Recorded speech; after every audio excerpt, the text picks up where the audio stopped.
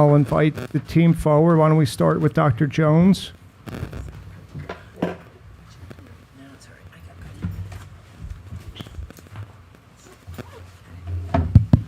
Good evening.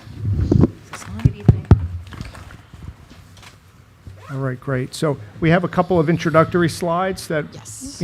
I can begin with, and we'll move right to that first slide where we have our mission, vision, and motto on the slide, right, Laura? Yes. There we go. Sorry. So we begin with this because it sets all of our work, and it's the mission, vision, and motto that we created out of the strategic plan during 2025. We're committed to engaging and inspiring learners to explore, inquire, and contribute. We have the aspirational vision of engaging and inspiring every learner every day. And our motto, as we all know, is explore, inquire, contribute. The strategic planning that I mentioned a moment ago produced these 4 goals. The first one is centered on teaching and learning and inspiring innovation. And we believe in the importance of providing meaningful learning to inspire student engagement and achievement. We believe strongly in a culture of respect and well-being, and we aim to foster a school community where all are safe, respected, and valued. We have placed a strong emphasis and aligned our goal with a future-focused facility. And so this year we were involved in assessing and enhancing existing facilities as well as new facilities in our learning commons, and we created a district goal specifically designed to assess the success of the new learning commons, the middle school that we'll talk about tonight. And last, we are focused as part of our strategic plan on building community. And our goal is to effectively engage all stakeholders in the success of the district. Out of those strategic plan goals, we created district goals, annual district goals last year, and we did this in a very collaborative way last year. And we can go to the next slide and we'll look at those 4 goals, and you'll see that they're all aligned directly with the strategic plan. So the first one, again, focused on teaching and learning and inspiring innovation. The team with co-chairs of Lori and Michael came up with a goal that was going to measure the increase in student achievement by using data-informed instructional strategies, resulting in at least 75% of students meeting the Tier 1 goals in ELA during at least 2 of the MTSS instructional cycles. Lori and Michael are going to talk about the data and report on that in a moment. The second goal was focused on our pilot plan of expanding our mentoring program from the middle school down into the elementary grades and bolstering the middle school program. Melissa and Dana will talk about that tonight. We have future-focused facilities. Robin and Jack were the co-chairs, and they put together a good amount of data, survey data, looking at the effect of the new learning commons. Robin will also report on the long-range facilities plan, which was worked on this year.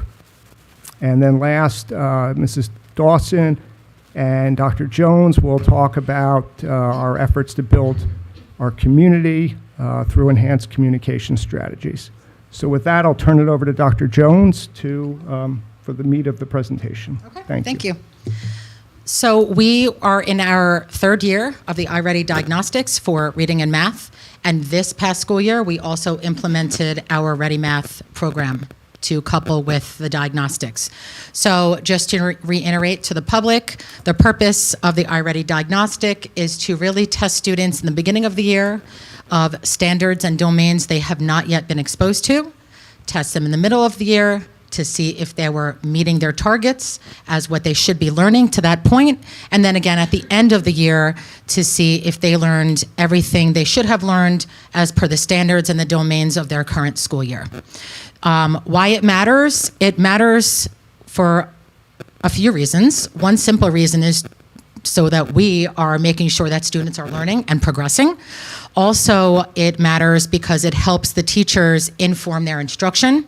We also coupled with MTSS strategies this year, focused a lot on Tier 1, focused a little bit, and will be more in detail for next year on Tier 2, and this really helped guide our targeted instruction for our small group. So, also, just to point out for the diagnostics, the first time the students take it, whether it was rushed or it was taken over a course of a few days, it sets their MyPath target, which is then lessons that they are assigned based on how they scored. So let's say a student maybe rushed through it. Let's say we had a 7th grade student rush through it, and he or she retook it again and scored higher. We will see that, and the MyPath will be scored and lessons assigned at that higher level, but it will not come up on the parental report, okay, or in our reports right here. But the good thing is that it is still geared toward what the students need to learn. Okay, so again, just reiterating to the public, we have 5 place color key codes. There's 2 greens, one is green stripes, one is just plain green. They are both on grade level and above grade level. We have yellow, which is 1 grade level below, and we have 2 red levels, one with stripes, one solid red, 2 or more grade levels below.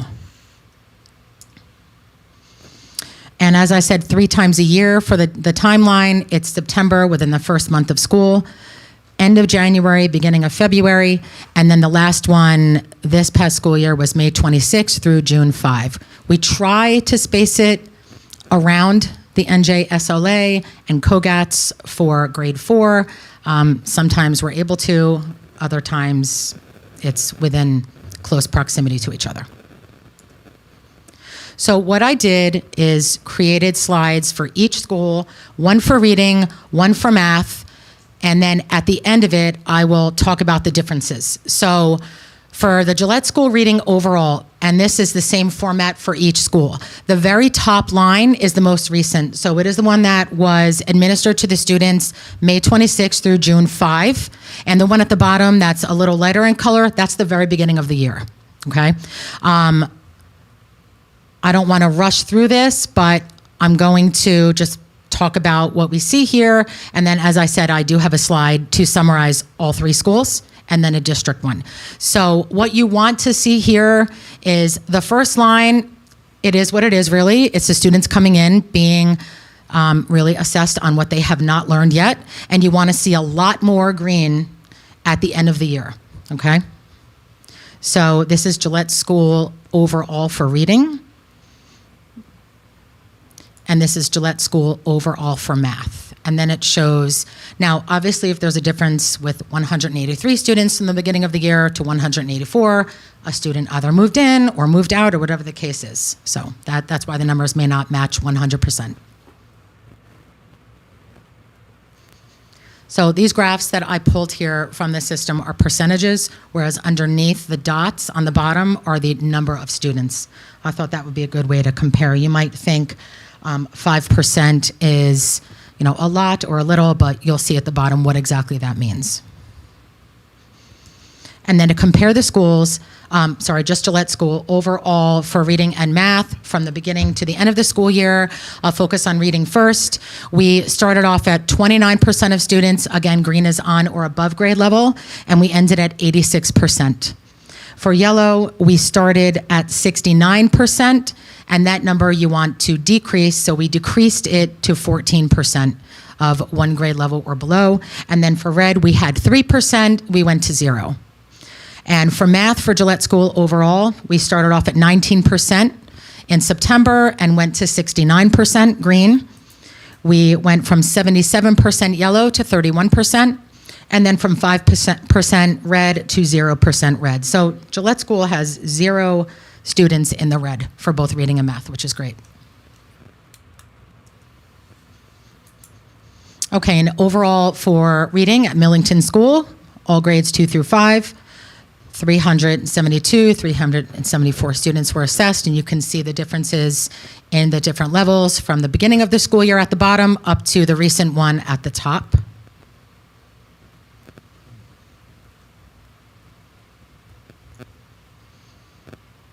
And here's math as well.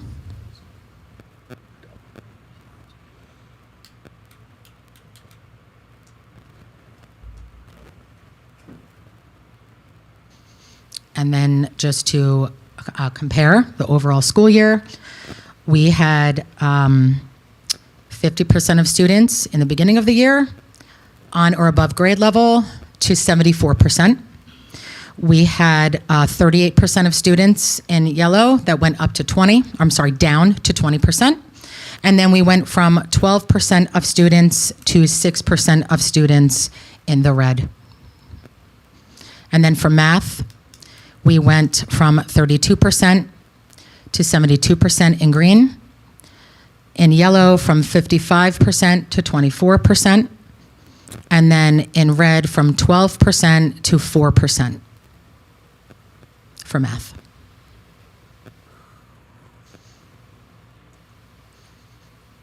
And the same format for central school reading overall.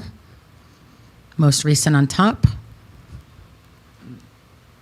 Number of students at the bottom.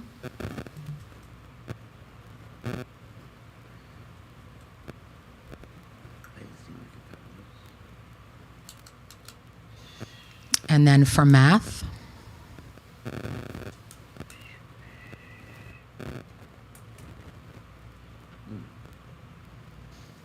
and then just a summary from the beginning of the year for reading, we went from 55% to 64%. For yellow, we went from 23 to 13. And from red, we actually went up 21 to 23%.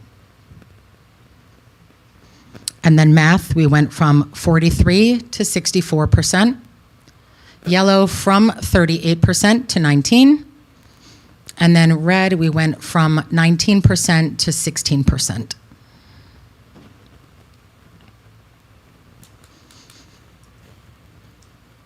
So I did a district summary, grades K through 8, 830 to 835 students, and this is for reading.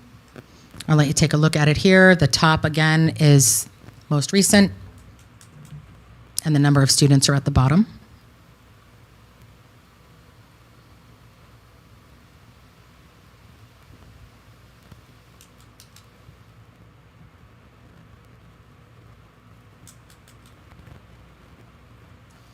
And then here's a summary K through 8 for math, same format.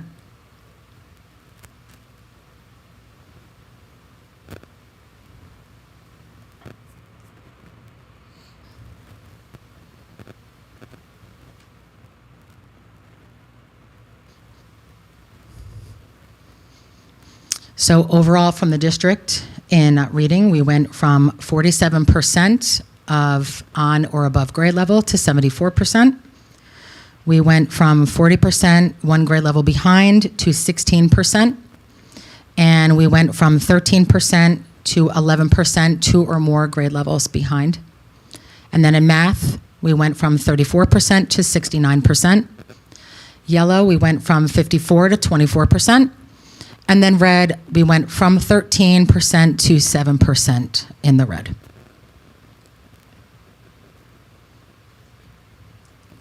And this slide is something that we thought would be a good idea to add after this slideshow was already put into place based on our administrative training that we had from our curriculum associates, iReady representative. So this right here are all of the students that were in yellow and both reds. So it's 3 out of the 5 placement categories. It's a needs analysis by domain, and it's separated into each school. So what we're looking for here is the top row where it says most recent, for those percentages to be less than the beginning. And the columns for reading are where it says PA, it's phonological awareness, high frequency words, vocabulary, comprehension. It breaks it down in each domain so that we're able to then bring this back to our staff to show them exactly the areas that students did well and that students still need more assistance with.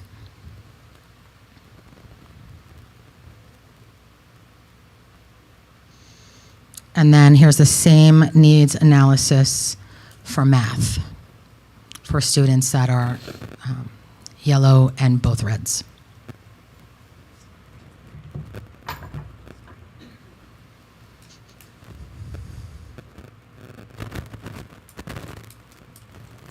So there's definitely jumps in how the students performed. And we will also talk about what we're doing in the future at later slides. But do you want me to ask for questions now or at the end? Whatever you Are there like. any questions? I think those last two slides were hard to read, so if you want to talk about your conclusions Sure. that you drew from that, I think it would be helpful. Okay. So when you look at this, it's divided up over each school.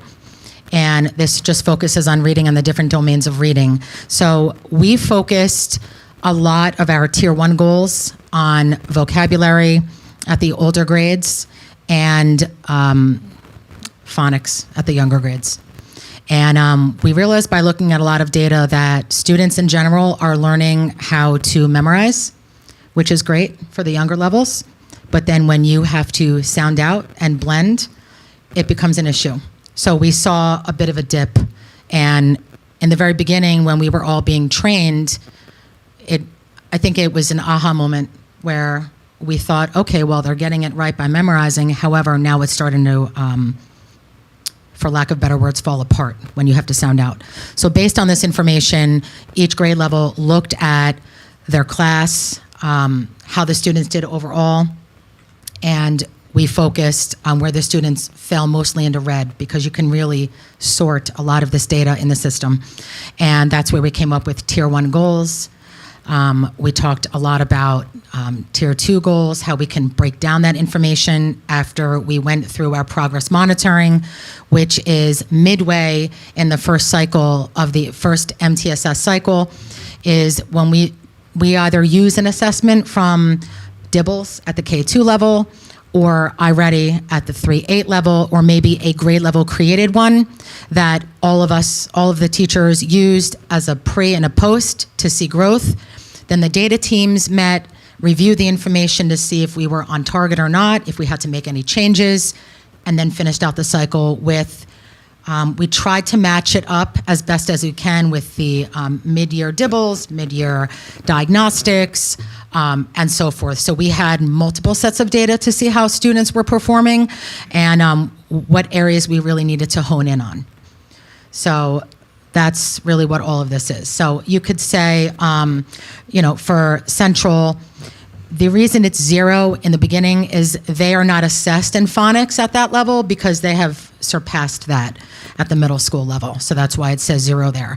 But very few changes in the very beginning of phonological awareness and high frequency words until we get to the upper vocabulary. So there were some positive changes with the decrease in numbers of students who scored at the last 3 categories towards the bottom with vocab and comprehension. And you would automatically think that comprehension is always an area, well, it's mostly an area of weakness across all schools. So you would think, well, why are they not focusing on comprehension and questions? But when we were trained with our MTSS consultant, and we even looked at our data as DIBELS and iReady, you can't really comprehend if you don't know how to blend and read the words together. So, to, let's say, just a common person, like, my sisters, right? I would explain this to them on, you're not going to comprehend what you're reading because you don't know how to read to get to that point. So that's where we break it down into the very basics of what we needed to do for the Tier 1 goals. And that's for each school. And then for math, when we evaluated this data, we evaluated it with our rep for Ready Math. So whether it was a professional development day or it was just a webinar, like a Google Meet, that we had a lot of Google Meets with her with different grade levels this year to show her our data, which she was in our system and can look at it, and helped us hone in on this. So we automatically want to jump to geometry because that's been an area of weakness for many, many years in general and here as well. But again, without numbers and operations, and just knowing some algebraic terms, it's not going to help you in geometry. So that was eye-opening this year to really start in different ways. So I am glad that we saw some progress, especially implementing the math program the first year. Are there any questions on any of the first few slides that I can clarify? Yeah, I have a question. Sure. Maybe two. So when you think about the timeline that you showed in the beginning, where you have 2 months for the second and the third, since we've achieved or will achieve our 1-to-1 ratio in this next school year, will Yes. that timeline get smaller? Or do we feel like we'll be able to do more testing in a shorter amount of time? Well, we might, because the diagnostics, whether we're 1-to-1, that obviously helps. But the diagnostics for kindergarten age students are anywhere from week 4 to 6, whereas grades 1 and up are supposed to be within the first 2 weeks. Okay. So that was really the main reason why we were not on the same cycle as the other schools. So we met a lot about it towards the end of this year. And myself, Mrs. Minerva, and the principals, and Ms. Carcillo, we decided to keep the date, so within the first month of school to take the assessments, so that it's still within the 2 weeks of the older grades, still within the 4 to 6 weeks of the younger grades, and then we can all be on the same cycle. So, and then, I can let Ms. Backer, if she wants, to talk about that later, but I think obviously having the 1-to-1 with the iPads will be helpful to the students, as far as making sure they're able to finish it sooner than, okay, well, now my class has a set, and then next week we could finish, and so. Great. Yes. And then my other question is, we're in year 3 of iReady, is that right? 3, 4? Of the diagnostics. Of the diagnostics. Yes. So are we at a point where we can start to map and see a correlation between the New Jersey State assessments and our iReady scores? Yes. Are we using it as early indicators? Like, how are we making that? So once we receive the data, the tentative data for the NJSLA, we are having our data meetings as our in-service days from when we come back to school, August 31, September 1 and 2. We're looking at the data from the NJSLA, and we're looking at all of the end-of-the-year data from May 26 until June 5. So we're going to see the students who took the DIBELS, the students who also took the iReady, NJSLA, and we're going to compare it to see how they did. But that's really the time frame that we're going to do that in the beginning of the next school year, using that data to then follow along for the rest of the school year to see how they did.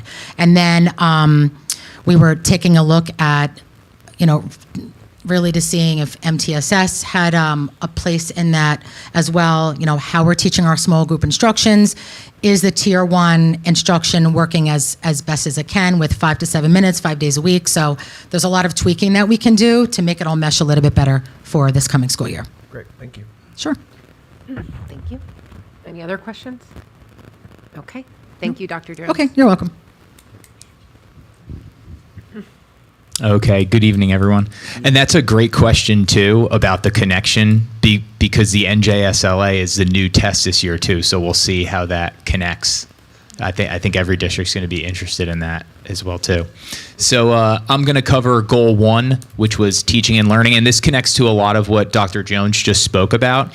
So we worked with the Magnolia consultants to implement MTSS goals across all the grade levels. And remember, MTSS means multi-tiered systems of support, which is basically data-informed instructional strategies. We're really diving a lot deeper into the data. This was a huge undertaking across all the grade levels, which was really a very good investment. So at the administrator level, we conducted classroom walkthroughs to monitor both Tier 1, which were the major goals, those are across all grade levels, and also tier 2 instruction, which that we really just got our foot into this year, the tier 2, like the second half of the year, getting that started. But in addition to just doing classroom walkthroughs, I have to say the administrative team, we really walked like hand in hand with the teachers in data meetings. We answered so many questions which were welcomed this year, which the teachers were really inquisitive and wanted to make sure that we were implementing it with as much fidelity as possible, which was exciting to see. We provided targeted teacher training on MTSS throughout the year, data interpretation and instructional strategies, which are really the pillars of MTSS, really understanding that data, which Dr. Jones spoke about, calling Magnolia, having them look at the data with us looking at the data with the teachers as well. And that took a lot of coordination too, having those data meetings, having all the teachers at once in a grade level, really looking through the data for math and language arts. In addition, at like the secondary level, when we're looking at math data, we had the science teachers there too, looking for connections. We had the social studies teachers with the language arts teachers looking for connections and overlap where we can, help in any of the deficit areas that might cross across different content areas. We established monthly data team meetings to analyze formative and benchmark assessments across all 3 schools. We integrated the MTSS platform for intervention and systematic progress monitoring, which is ongoing. It's really an ongoing cycle. It really never ends. We had 3 cycles, but even at the end of this cycle, we're already looking ahead to the fall to see what we can improve upon and see how that data looked. And we researched best practices and consulted with other districts to help strengthen implementation as best as possible. Okay, so our district goal was that 75% of students meet the Tier 1 ELA benchmarks during at least the first 2 MTSS cycles. And then you can see that was from the beginning of the year to about December and January based on the different grade levels and when they started. So we fell at the composite level, all 3 grade levels, we fell a little bit short, but that was our first implementation of MTSS. So we were shooting high, really shooting for those goals, and we fell a little bit short. But based on that first cycle, teachers were analyzing it and then made their cycle 2 goals as well too from that data. Cycle 2, you can see the data there for each grade level, and at the district level, we did meet the composite goal of 77%.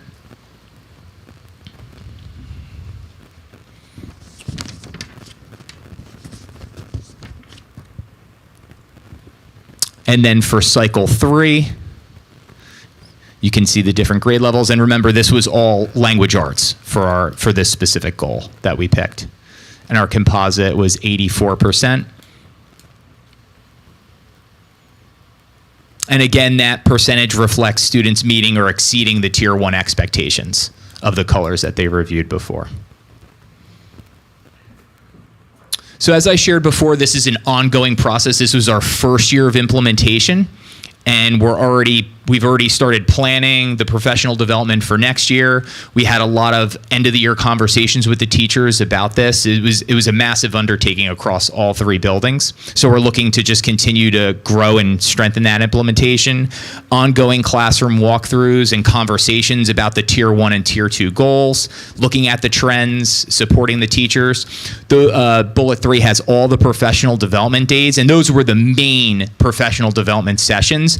But in addition to that, I could share, Dr. Jones at our building, and even Dana, we were in conversations all the time, and I'm sure at the other buildings as well too, ongoing conversations about this process and how we can improve it as it unfolded in its first year. Data team meetings were held at each school before the implementation cycle, ongoing at the checkpoint areas to support the students, and we just continue to hope to improve on this next year too. This was a very eye-opening, I think, experience though for both us as administrators and the teachers as well too. I don't think we ever looked at the data really through this lens as much in making instructional strategies and decisions right away on what to do. And it was a interesting process because you have a lot of data, we have it at our hands, but you have to figure out what are those root causes that are going to make the most sense to focus on to help at the grade level, to help push improvements for both math and language arts. I think that was my final slide. Does anybody have any questions on that portion of the? No, thank you, Mr. Monroe. Thank you. Who's next? Good evening. So Dana and I now will talk about Goal 2, which is culture of respect and well-being, and we're going to talk about the peer mentoring program that we piloted this year.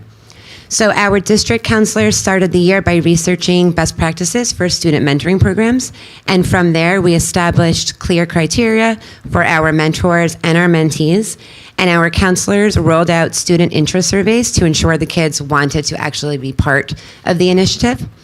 And once the district defined our formal structure, we communicated all of these goals with our families and our staff, and we matched our students across buildings and provided targeted training to our middle school mentors.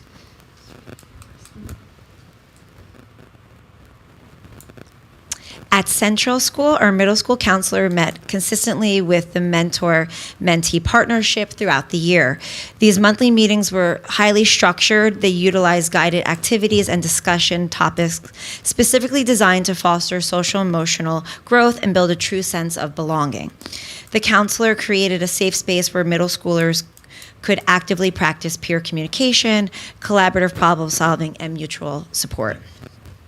At Millington, the 5th grade peer leaders stepped up to support our younger students. They met monthly, engaging in activities like lunch and learn sessions, acting as playground mentors, serving as reading buddies, and playing board games together.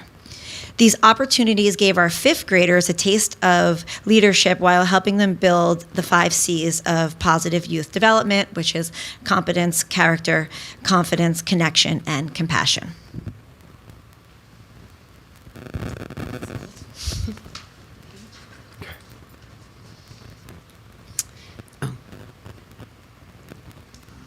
Okay, so finally, our intra-district connection pilot program brought together some of our oldest and youngest students. We had 7th graders at Central Middle School and 1st graders at Gillette. What we did for the first year was we had one group of 7th graders and one class at Gillette, but hopefully we can kind of expand that because it did go very well. So throughout the year, these 7th grade students wrote letters to the 1st graders, and then the 1st graders would write back, and this benefited the 7th graders, having them practicing leadership and mentoring, and then the 1st graders obviously had role models and older students to look up to, and the mentors became more comfortable and excited. The mentees became more comfortable and excited with the idea of having a friend at the middle school, and also just kind of learning about the middle school experience as a 1st grader just seems like they're so far away, and it actually really isn't. So yeah, they think that they're like really unique and cool, and they look up to them. So they really enjoyed it.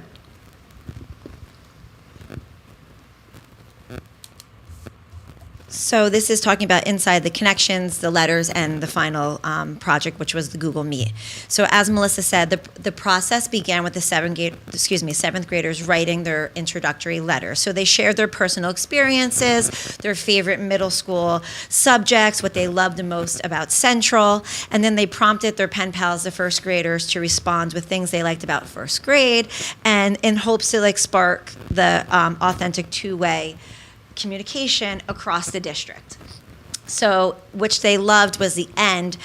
It was a live Google Meet between the two classes. So it was the first time that our 1st graders got to see the 7th graders face to face, who they've been writing with throughout the months, and they were able to share the highlights from this project that we were piloting, asking follow-up questions, and really just celebrating the relationship that they built.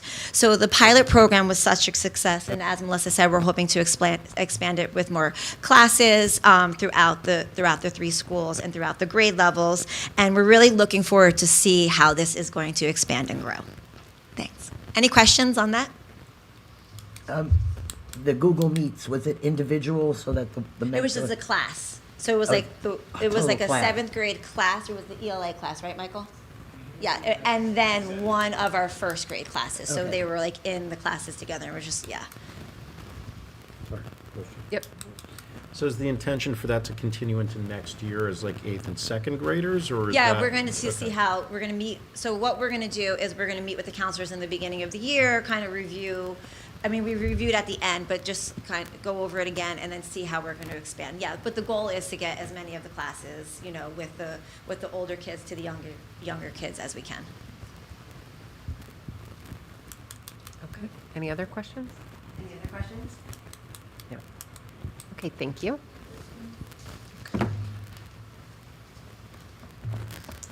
Okay, with this goal, we focused on the NJSCI survey. So this really focuses on a school's climate, social relationships, if students feel safe, if they feel like they have a sense of belonging, if the staff feels supportive. There's, on this hyperlink, you can click and it shows all of the different domains and how each school scored. But what I did here is just pulled the top strengths based on, now this is last year, just for everyone to know that. Because last year was the first year we did it. We collected our information, but we had nothing to compare it to, so that was our baseline. So the highest you can score is a 4, and the lowest is a 0. So the first row is, and it's only students in grades 3 through 8. So, well, it goes up to 12, but, you know, in general for our district up to 8th grade. So the top strengths for students at Millington were they felt safe, they felt like they belonged, and they felt supported both by their peers and their teachers. Students at Central felt also a sense of safety, supportive staff and student relationships with one another, and negative student interpersonal behaviors, which actually means they felt, they did not feel that they were picked on, that they were bullied, that they had conflicts that were unable to be resolved. The staff in general, grades 3 through 8, felt a sense of physical safety, felt a sense of relationships with their students, with one another, and collegial support.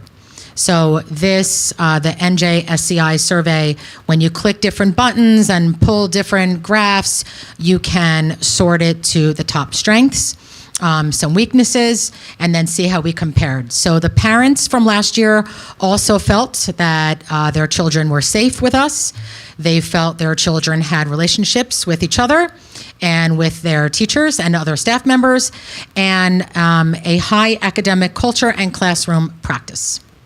So those were the 3 areas that parents scored on the higher end of from last year. Now, comparing it to this year, well, first I'll go over this year, summarizing it again, top strengths at Millington, again, safety, sense of belonging, and supportive student and staff relationships, which is nice for consistency, and I think those are nice areas to highlight. Students at Central, they also feel safe, supported, and a sense of belonging, just they scored a little bit differently, but they were also the top 3. Staff in the schools for Millington and Central feel they are physically safe, the behavioral expectations of their students are well met, and they have supportive staff and student relationships. And the parents this year also felt, again, students were safe, good relationships with staff and their peers, and family support and engagement, which I did like to see that because we didn't see that last year. And I'm sure Gillette would have obviously scored the same with staff and parents. Students are little, so I think this really exemplifies our district as far as different stakeholders and representatives for these questions. So just some takeaways to compare from last year to this year. And again, this was out of a 4.0. Our sense of physical safety is pretty much the strongest in all of the groups, students, staff, and parents. And I think that's really important because I don't think you're able to learn if you don't feel safe where you are. And these are the different bullets is how the students and staff and parents and caregivers scored. There was a slight decline from 3.18 to 3.10, as you could see with the older students. And then the elementary students continue to feel a strong sense of feeling like they belong and feeling that they are supported. So I thought that was nice. And I just bolded where there was a bit of a change, whether it was a decrease or an increase.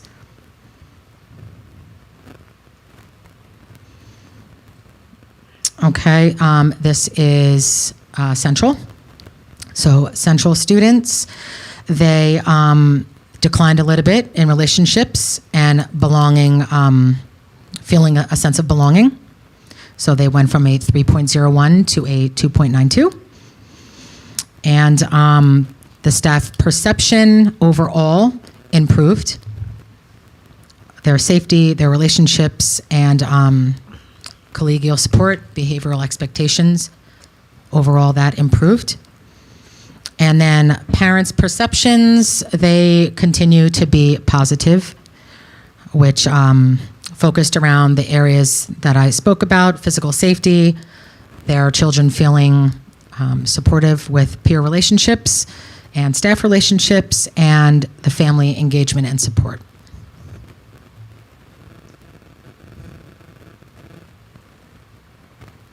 Okay, so just to summarize, some areas based on last year, this year, what to focus on for this coming school year. We continue to have a strong sense of feeling safe in the schools. There is an increase of parent engagement and support.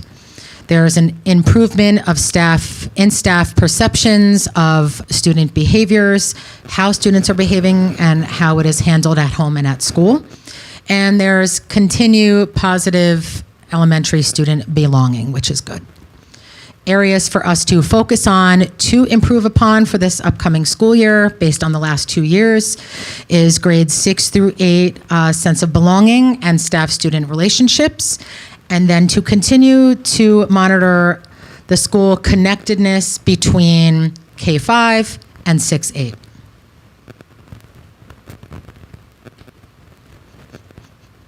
Okay, are there any questions on that? Is there benchmarking available against the state numbers? So I see we're benchmarking against ourselves year over year, but what I could not find that. So I even looked to see other districts, and it was very similar numbers. So I just pulled other K-8 districts, which were not a lot. There was a lot of high schools doing this, so I didn't really pull that information. But I didn't see anything for the state on the website from Rutgers to compare that to. I can continue to look again. Thank you. And report back, sure. One of my questions is around the number of respondents. Yes. And, you know, we did it last year, and I think it was new to people. So people are like, oh, I'm going to fill it out. I'm not going to fill it out. This is the second year, so hopefully it's better the second year. But I guess, is there a way for the district to think about goals for the number of respondents based on overall? Like, we want 80% of the stakeholders to, or the number of faculty, students, and parents, and like kind of try to set some goals and maybe rally people around it. And if there's anything that we could do to help support an increase in participation of it. We did ground a lot of our measurement of success of our goals based on this survey. So it's only as good as the people who rate the number of people who take it at the end of the Right. day. I think that's a good suggestion. Okay. Oh, Yes. I want to, I mean, there's always something to look at, but I guess any special, let's say, study or activity or thought going into the concerns on in the 6th to 8th grade before the changes? Let me go back to that.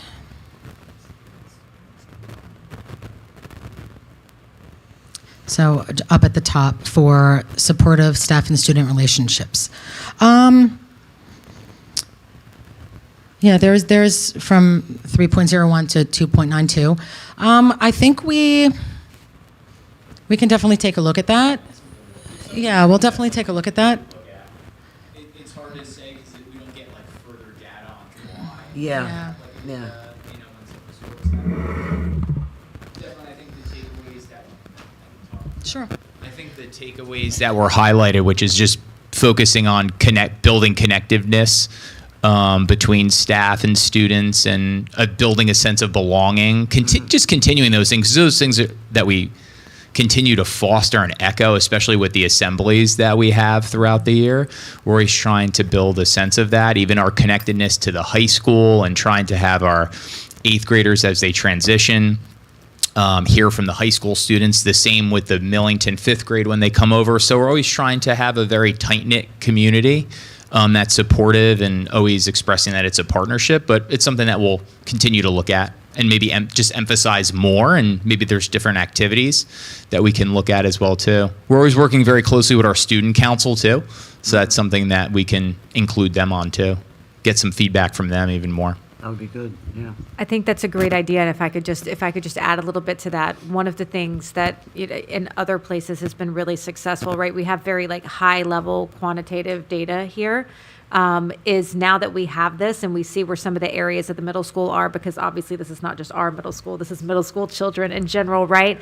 But having grade level focus groups or something like that to really have some questions that are asked of different groups throughout the school, so that the student voice can be in, and that might help to guide some of the programming if you're looking at programmatic things to work in. We also did talk about the timing of the survey, so where to fit it in, what was recommended last year. We also tried to do it the same time frame so that it was apples to apples. So that is something we talked about going forward. It's literally in the middle of the second diagnostic, right around the time they're getting ready for NJSLA, right around spring break. So not that people do not take it seriously, but that may or may not have an impact in some of the scores. So we are taking a look at that for next year too. Yes. I'm sorry. You can go first. I had similar questions about the context in which this is delivered to the 3rd through 5th graders who are being asked these questions that seem maybe amorphous to them. Is the survey distributed in connection with any other program or any other kind of It's not with any other program. It is administered to them. The teachers talk about what it is in days prior to it, but it's administered in their homerooms. And then for grades 6 through 8, it was administered in PE again this year, right? And health. Yeah, so they all take it together. We provided staff time at faculty meetings or grade level meetings. And then I sent out a few reminders to parents. I also extended the time window. So there's definitely areas that we can continue to look at for next year too. And maybe even following that up, ahead of time, so the students are thinking in the mindset of what is our school climate and culture. What does that look like? What does that mean for the grade levels? Excellent. Yes. Now, I know this survey comes out of, is it Rutgers? Yes. Yeah. So I don't know how they break down the information coming back, and I apologize, I should have asked you this in the committee meeting. That's okay. But are we given any breakdown? Because parents, it's the whole, it's not broken down by school, and I'm assuming it doesn't get broken down, they don't provide that information, if it's an elementary school parent or a middle school parent. It will. So there's a separate, so each school in this system, in this database, is broken down. So for Millington, the way I sent it out through the school messenger with a link, just grades 3 through 5 parents. The same thing for the staff and the students. There's 3 separate links to click on, also for Central. But the way that the information is segregated in the system, it does it by school, but it doesn't have by grade, not that I could find, by grade level. I didn't even see a review of the survey questions once the window closed. I don't know if I'm expressing myself well, but my curiosity would be if there was feedback that could be reviewed, but how teachers from either school, that climate, or parents from each school, just because it's a different subset. I understand if that's not possible, but I would be interested in what those numbers look like when you brought them down a little bit closer to, 3 to 5 or 6 to 8? I can look at that. I don't know if it's possible or not, but I can find out and then let the Student Achievement Committee know. Thank you. Sure. Any other questions? Okay. Okay.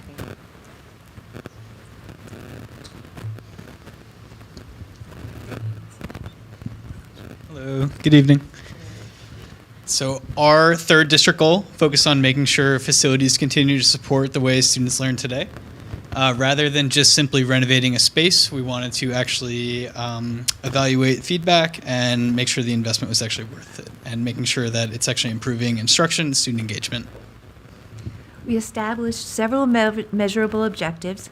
We looked at how the space was being used, gathered feedback from students and staff, evaluated the technology, and identified what additional improvements would provide the greatest educational value. The remainder of this section summarizes what we learned. All right. So once the Learning Commons has been used for a few months, we shifted our focus from implementation to evaluation. We wanted to understand how students and staff were actually using the space and whether it was supporting instruction as we intended. The information we collected gave us confidence that we could evaluate the project based upon actual user experience rather than assumptions. It confirmed many of the project's successes while also helping us prioritize future improvements. The next several slides highlight those findings. So one of the first things we noticed was how quickly students were actually filling up every seat in the library. This is a great indication that they were enjoying the space. And that they were actually using it throughout the day. We responded by ordering additional seating and bookcases, while also completing the installation of both BenQ interactive boards. As we continue refining the space, we'll also provide additional staff training so teachers can fully utilize both the technology and the new flexible learning environment. So we wanted students to be involved in the evaluation process as well. So we brought in some student council representatives and actually met with them. And they actually gave us a ton of really good and practical feedback. It was actually a really good meeting. Mm-hmm. What stood out most was that the students consistently described the space as more welcoming, comfortable, and collaborative. At the same time, they offered some practical suggestions like improving access to BenQ boards, adding some wall art, and adjusting some of the furniture layouts. And that's exactly the type of feedback that we had hoped to receive from our students. We also spoke with the student council advisor because teacher perspective is equally important in determining whether the space supports instruction. The feedback was remarkably consistent. Teachers wanted greater access to the Learning Commons through a reservation system, additional flexibility so 2 classes can use the same area simultaneously, more instructional technology such as potentially a podcasting space with a green screen, cameras, microphones, and they also wanted the ability to move the furniture so that it's easily reconfigured and it supports testing. These are all improvements that builds on the original project rather than replacing it, and they provide us with a clearer roadmap for future enhancements. In addition to the focus group, we distributed a survey to students and staff. The number of responses was pretty modest, but there was consistency across students, teachers, and administrators. This gave us confidence that the survey reflected the overall experience of those using the Learning Commons. And overall, the satisfaction ratings were very positive. Nearly 80% of respondents rated the renovation as either good or excellent. Very few respondents expressed dissatisfaction, which tells us that the renovation had been well received across the school community. What I find most encouraging is that the highest rated features directly align with our original design goals. The flexible seating, collaboration areas, and open layout, and the overall atmosphere received exceptionally strong ratings. Those were intentional design decisions, so it's really rewarding to see that the students valued them most.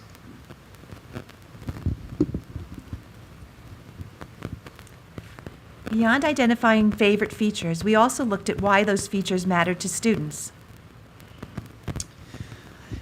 We consistently described having more choice, or sorry, they consistently described having more choice, greater comfort, more room to explore and kind of spread out. And honestly, the space just felt more welcoming overall. We also paid close attention to the recommendations because continuous improvement is a huge part of this goal. The recommendations included additional technology, a makerspace, charging stations, improved sound management, more flexible seating, and expanded guide access. These are all enhancements we can evaluate as future projects and funding becomes available. Beyond the physical improvements, we also wanted to understand how the renovation affected classroom instruction. Teachers consistently told us that the space supports presentations, collaboration, and different learning styles. They also identified scheduling and additional BenQ training as two areas that would help them make even more greater instructional use of the Learning Commons. Overall, the evaluation shows that the Learning Commons renovation has successfully met the goals that we established. The feedback from every group we surveyed consistently tells the same story. The Learning Commons has become a space that students enjoy using and teachers value for instruction. But perhaps the strongest endorsement came from this year's valedictorian, who chose to recognize the Learning Commons during his graduation address. To us, that reflects the lasting impact this investment has made on our students. Any questions? No. I think saying that, like you said, that the valedictorian mentioned it, that says it all. I mean, for them to take time out and his presentation. Made me smile when he said But, it. I was like, it really is great, though, Yeah. that students felt open enough, to provide the feedback. The kids were great. And They what's really really were. great They is gave that- us so much information. And they're It's a gonna, really fun they meeting. see that you responded, and are responding. That's fantastic. Thank you. Thanks. Good evening, everyone. The goal that Lori and I worked on was building community. And I always say Long Hill School community, it's just fantastic all the way around. But what we looked at was to strengthen the comprehensive district communication plan, provide regular engagement opportunities for staff and families, build cross-grade collaboration structures across the schools, support student-led initiatives such as community podcast, and measure impact through NJSCI surveys and community feedback. So when we looked at the end of the year and how we got to where we were, the district communication plan, we developed and implemented a strategy to provide information consistency for staff, families, and the community using monthly parent sessions, our weekly e-blasts and other e-blasts, emails as well, and then board reports. Engagement and support, we expanded staff and family engagement through various events, meetings and ongoing communication. Students were engaged through targeted middle school initiatives, which included social emotional development surveys, guest speakers, and monthly character-focused guidance lessons. At the elementary level, the students engaged in our monthly Tiger Team school-wide character development assemblies. Our counselor also created, we started this last year, she called it celebration houses, but like SEL, social emotional learning. And we did these typically like the days before a long break when the kids were just ready to kind of reflect on, okay, we got to the Thanksgiving weekend and what am I grateful for in my class community?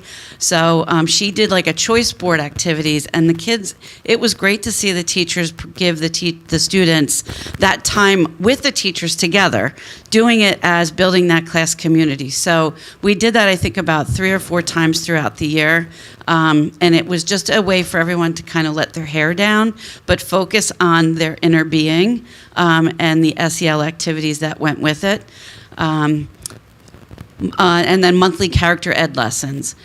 We also continued to partner with the Long Hill PTO and Long Hill Ed Foundation in their family engagement efforts. And I thought of, like, when I was just sitting here, the PTO this year tried a 5th and 8th grade versus faculty volleyball tournament. I don't know that as many 8th graders participated, but 5th grade had a blast. So it might be something going forward that all the kids can do, and hopefully more teachers jump on board the bandwagon. The teachers did a great job. I cheered them on. But then I also thought about the color run and all the activities that bring the school together, and students are engaged in that. I know sometimes there's just parent events or meetings, but the fact that kids are seeing each other within this community after hours is fantastic. And then staff collaboration, we used our professional development days, curriculum Mondays, and as well as some professional learning communities to address any feedback we received in surveys from the teachers to align everyone district-wide. And we also provided teachers time for cross-grade and cross-school collaboration.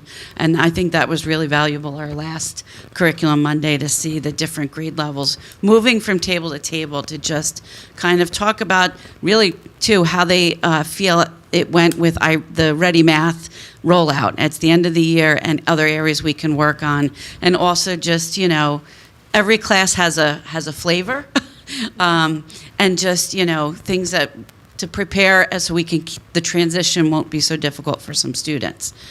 And then our impact monitoring that I know Dr. Jones just went over, administered the March 2026 NJ SEI survey to 3 through 8 students, parents, and teachers, and to analyze year-over-year progress and develop refined communication strategies for next year.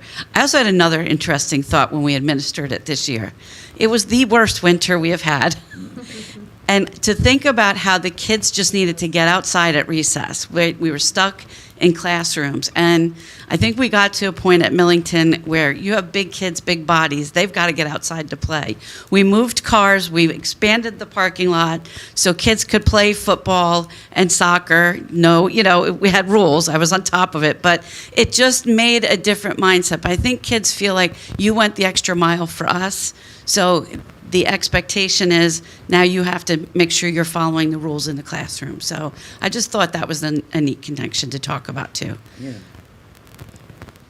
And I believe I'm turning the mic also, over. Mrs. Dawson, I will say that the principals have done a great job with the Instagram accounts, because this was only our second year, and the following continues to grow, and the principals have been great about consistently posting pictures and videos of the kids and their programs and in the classroom, field day, whatever it might be. So I think that's been a great addition to our communication strategy.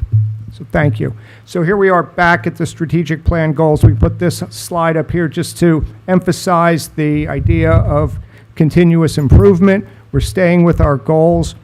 And our next step, Laura, go to the next slide, will be the proposed district goals for 2026-27. We'll share those with the board at its August goal-setting meeting when they're setting their own board goals.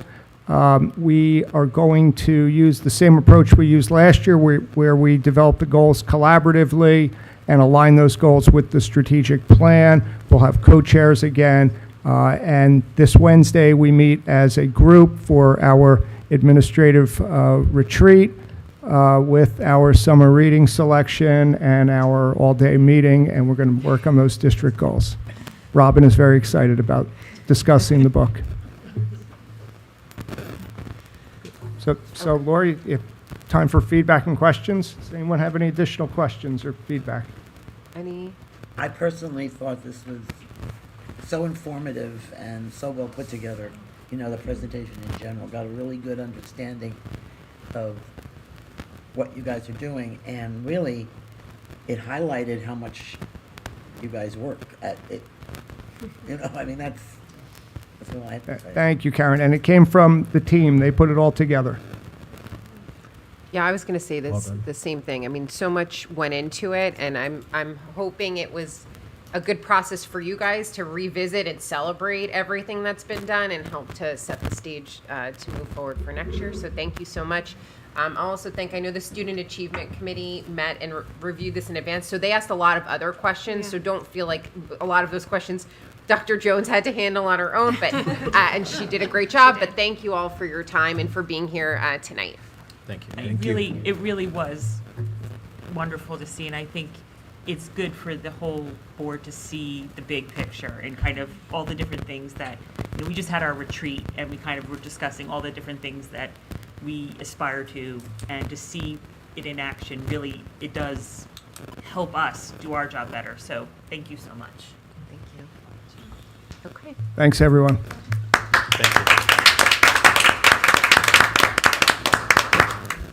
Okay, we are going to move to communications. Okay, I regret to report that Tom Grosskopf has advised us that he is resigning from the board effective today, earlier today. And I'm not sure if this is his third term that he was finishing, or second term. So he's been third term. So Second? Second. Six. Oh, yeah, that's six. because it precedes my time, but this is like 6 years of time. So hopefully we can get him to come back this summer, the next board meeting, or in September, so we can acknowledge his service to the district. We appreciate it, and all of his volunteer service. So thank you, Tom. Yes, thank you. Board committee and liaison reports. Karen? Okay, Morris County Ed Services Commission met in June, and the only thing is, they do their reorg in June by state law, and because they are still working on the, where we had the April calendar, things change then, and there are actually, I think, 2 districts in Morris County that still have their elections in April, but anyway, so we had a reorg at the June meeting. I also, I think you should know, I work with the Morris County School Boards Association, and we had a planning meeting for the subjects of sessions that are going to be held next year. It came up about us hosting in December. There were 3 districts that volunteered. They settled on Rockaway. Rockaway came back firmly, positive yes, and going on. So I said I would bring it back, that we would look to possibly another time in the following year. Okay, with regards to, governance did not meet. Okay. With regards to finance, we met this past Wednesday. Couple of things. A playground grant, I think it was mentioned, our playground equipment, new equipment for Gillette. There was money budgeted in the, in our budget. Fortunately, though, the grant covered, I'd say, 85% or 90% of the cost. So from the budgeted monies, there is still some left. They had to take some of that. So there's $40K left, and Robin and Charles are working diligently to see how best to utilize that.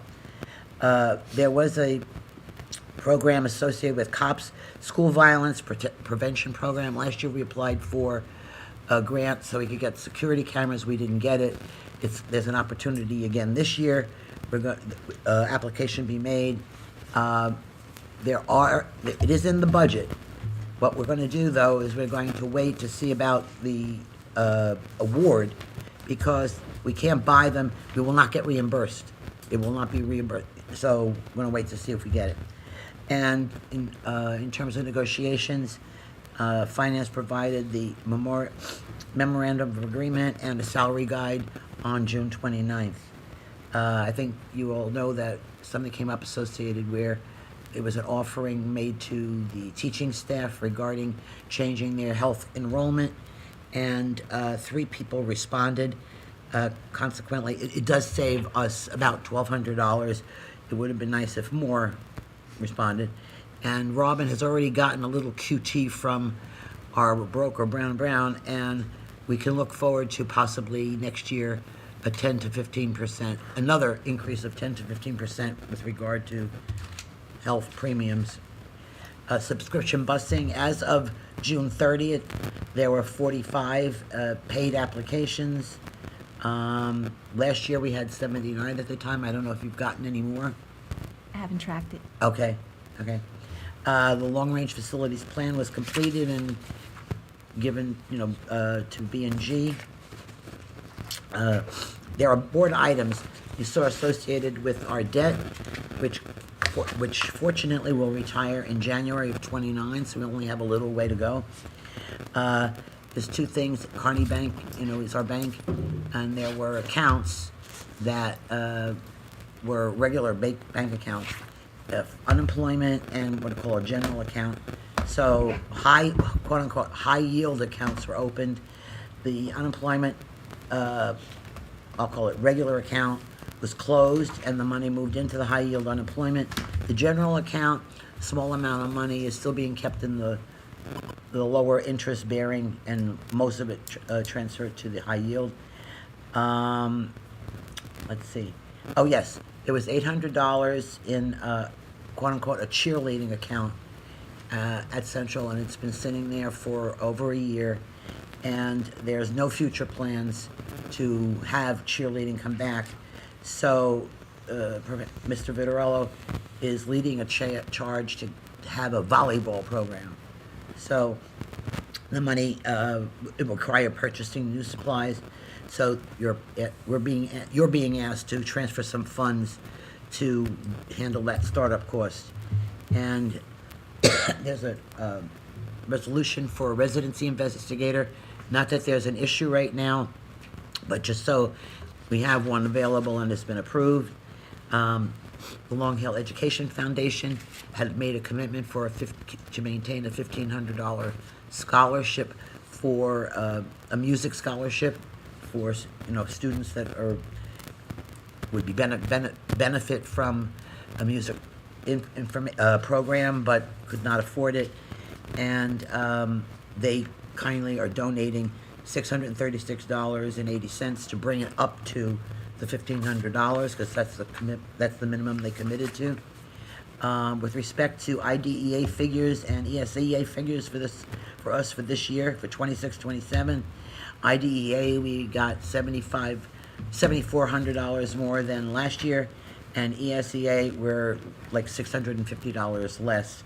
One of the things which I didn't know is we do budget for these monies, but basically they were directed to, or are directed to, budget at only 80% of the previous budget year. But I think it went down to 75%.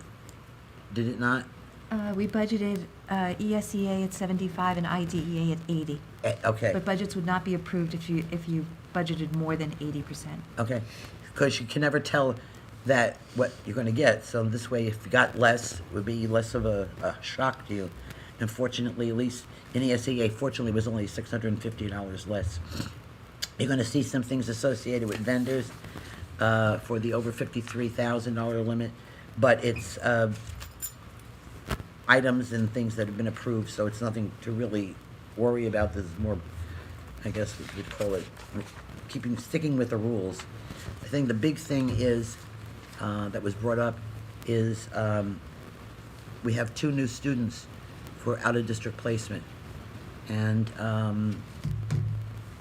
this is, in terms of budget concern, potentially $350,000 that has been unbudgeted, is not budgeted, that Robin's going to have to work some magic out so we could figure out how we're going to handle that in the coming year. And it's not only the coming year, it's ongoing, because they're entering early in their career, school career. There are business reports, which I'm going to leave to Robin to report about. I'll leave information about the new dump truck to be reported by B&G. Just let it be known that for the cost of the vehicle, because of the contract associated with Pritchett, we got $27,000 towards the purchase of that equipment. 24. I'm sorry? 24. 24,000, I apologize. Okay, thank you. The audit is starting August 24th to the 28th. And at budget time, we've talked about the excess fund balance and like to have it in, around the 1.5 million range, and that's funds to support all kinds of emergencies. And finally, the final figures will be confirmed with the audit, but it looks like we're going to be able to come in, around what we've been running at, which is what Robin targets. And last but not least, board members are encouraged to let Robin know if you plan on attending the conference. She has to do stuff with, enrollment. And that's it. Any questions? Any questions for Karen? Nope. Thank you, Karen. Crystal? Policy did not meet this month, nothing to report. Okay. Anne? Student achievement met on July 2nd. The board and the community and everyone here saw the majority of the student achievement meeting, which was a preview of the presentation that we looked at today.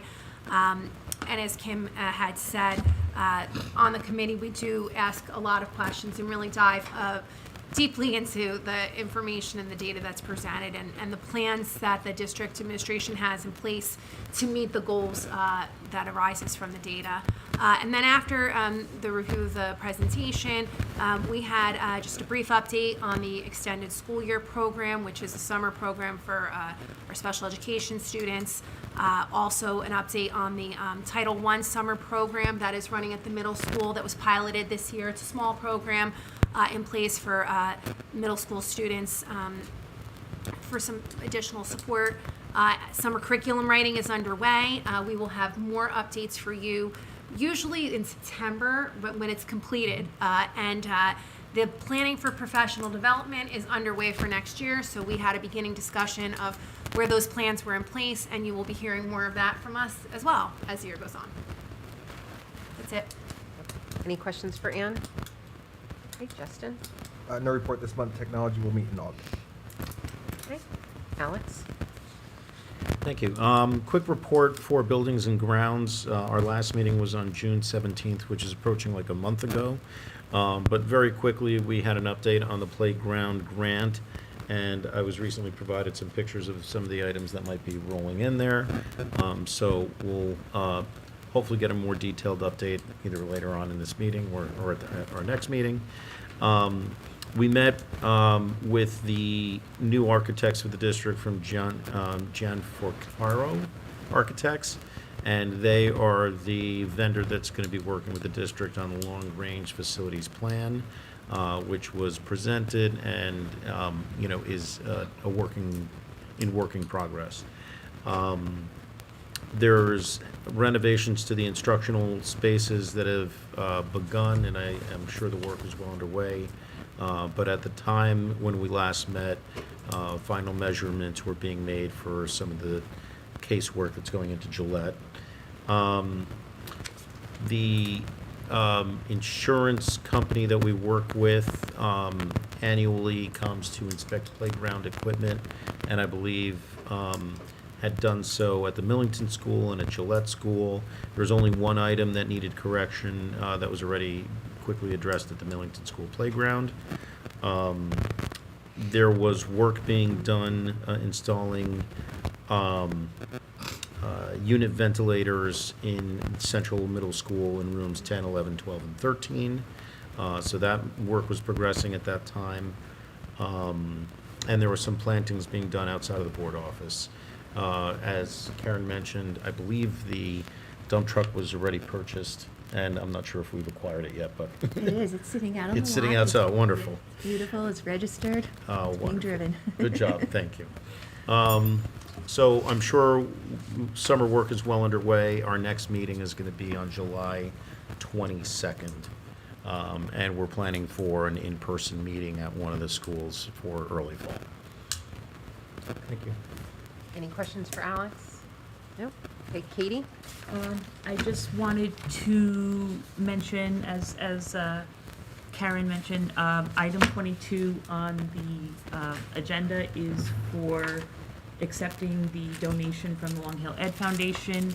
Just to give you a little explanation, what it is that we maintain about, it's $1,500 $1,500, in yeah. the school budget that we donate, and what it's for is for students to rent music equipment. So students that wouldn't be able to afford participating in our music program because they couldn't afford an instrument now may do so. So this was to make sure that we topped it up to make sure that we had the $1,500 in the bank so that it could be used depending on how many students need it.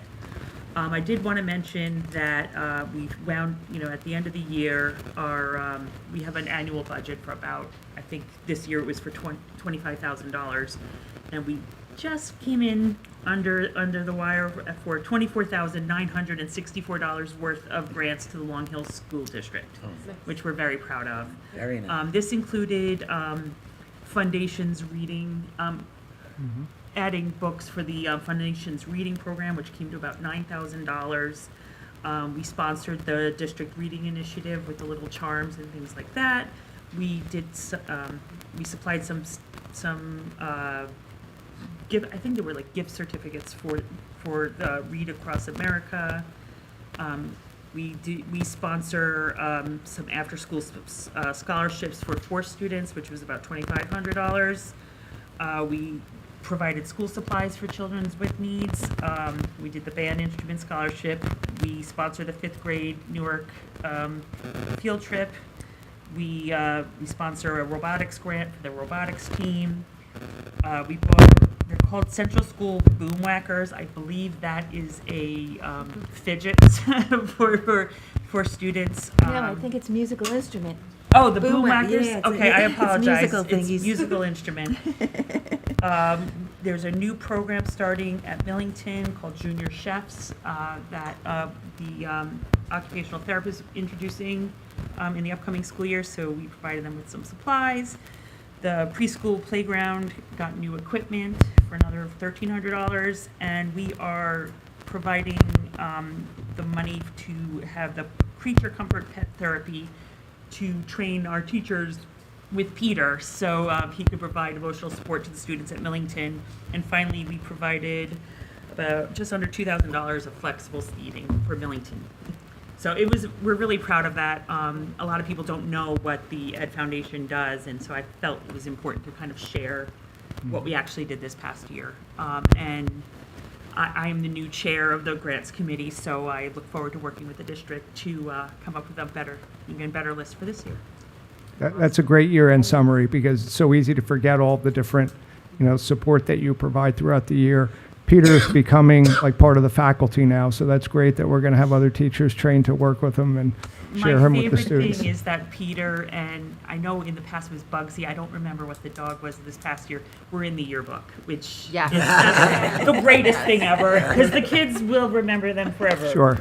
So that made mine. But I'll also say that this is probably the second or third year that you're doing the funding for the musical instruments, for the scholarships for the kids. And to hear Ms. Shippon talk about how important that has been is just, it's wonderful to hear.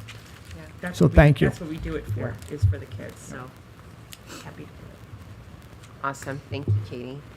Moving to superintendent's report. Okay. Real quickly, just a couple of items.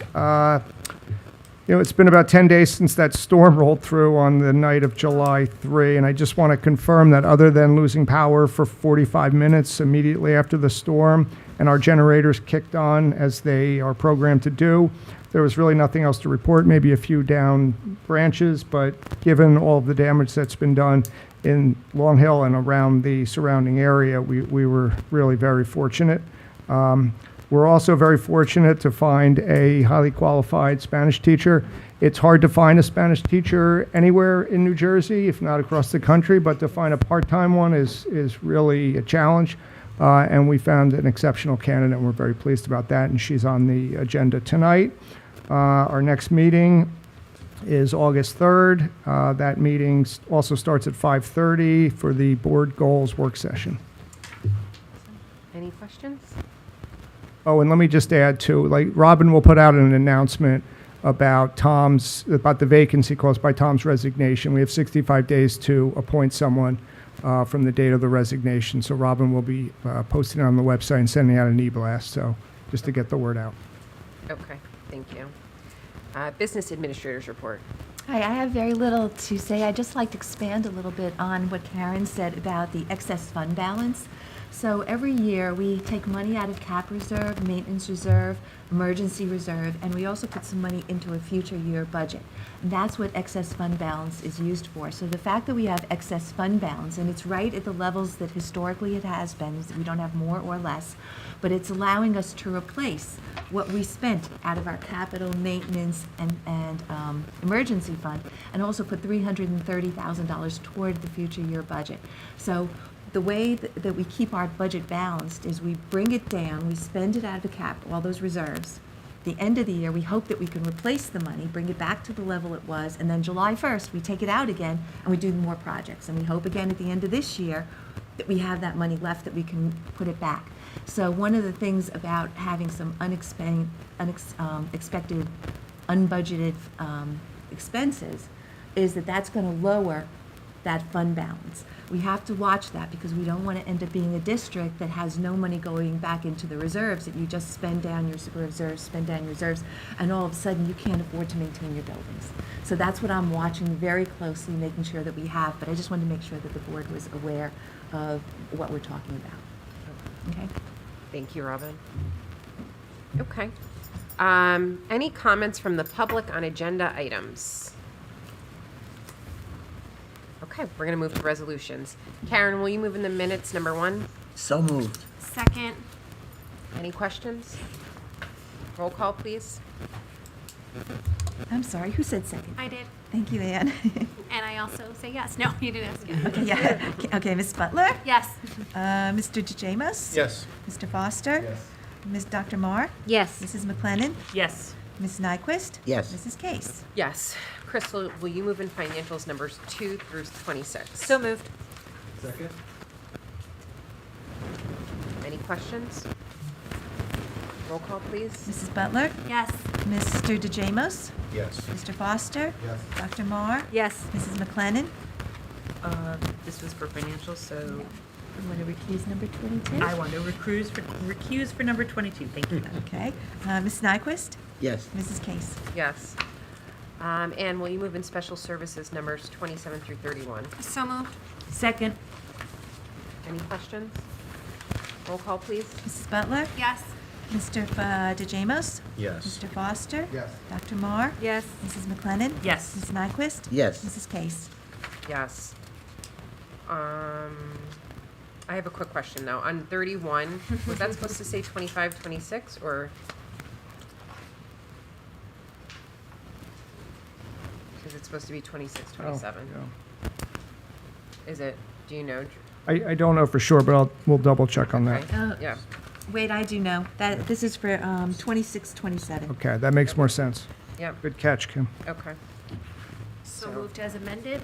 Yes. If anybody has a problem, okay, we'll just keep going. Personnel, Justin, will you move in numbers 32 to 41? So moved. Second. Any questions, please?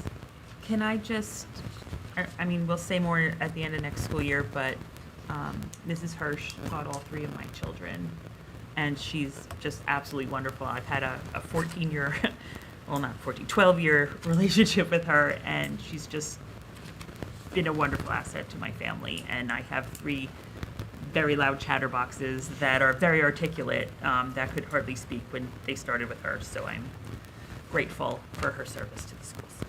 Yeah, Thank so we got plenty of advance notice to think of some nice things to say about Julie next year. Aw, thank you. Roll call, please. Mrs. Butler? Yes. Mr. DeJamos? Yes. Mr. Foster? Yes. Dr. Marr? Yes. Mrs. McLennan? Yes. Ms. Nyquist? Yes. Mrs. Case? Yes. Alex, will you move in other number 42? So moved. Second? Any questions? Roll call, please. Mrs. Butler? Yes. Mr. DeJamos? Yes. Mr. Foster? Yes. Dr. Marr? Yes. Mrs. McLennan? Yes. Mrs. Nyquist? Yes. Mrs. Case? Yes. Okay, moving into items for discussion. Any unfinished business? Any new business? I have new business. So on Friday, I submitted my intent to resign from the board effective September 1st. My family and I have decided to relocate out of state. And once we do, I'll no longer be a Long Hill resident, which means September 1st is my last eligible day to serve. Stepping away early isn't what I would have chosen, but I'm really proud of the work that we've done together, and I intend to give it my all through my last day. I've been proud to serve alongside those sitting around me. We've asked hard questions with respect and kept students at the center.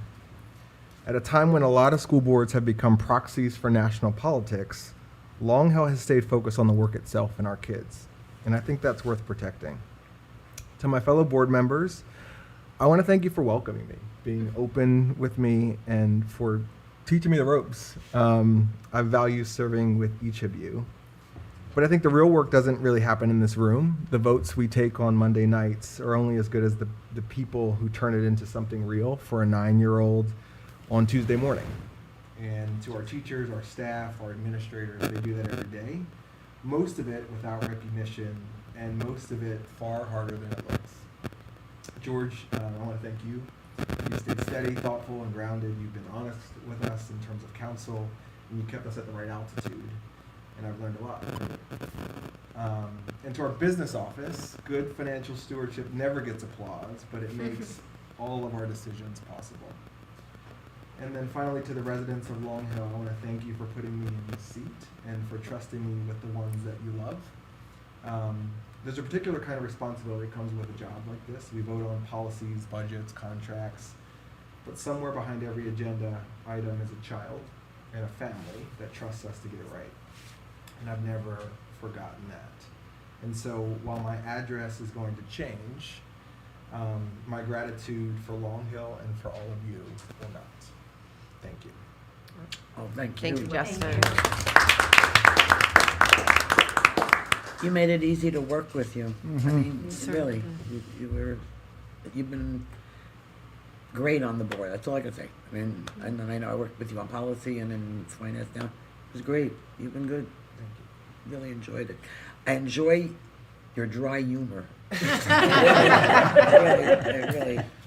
I enjoy you keeping us on track when we're in discussions in the back and you're like, okay. Because some of us tend to kind of direct conversation, I don't know who, kind of pull us together. And I always appreciate it. Thank you. Well, we still have him for one more meeting. Yes. Yes, we do. And he's really showing his commitment because these are the two probably longest meetings Yes. of the year. So today and August 3rd. So, okay, so thank you, Justin, and hopefully we can give you a more proper farewell on August 3rd. Any comments from the public? Okay, can I have a motion to adjourn? So moved. Second. All in favor?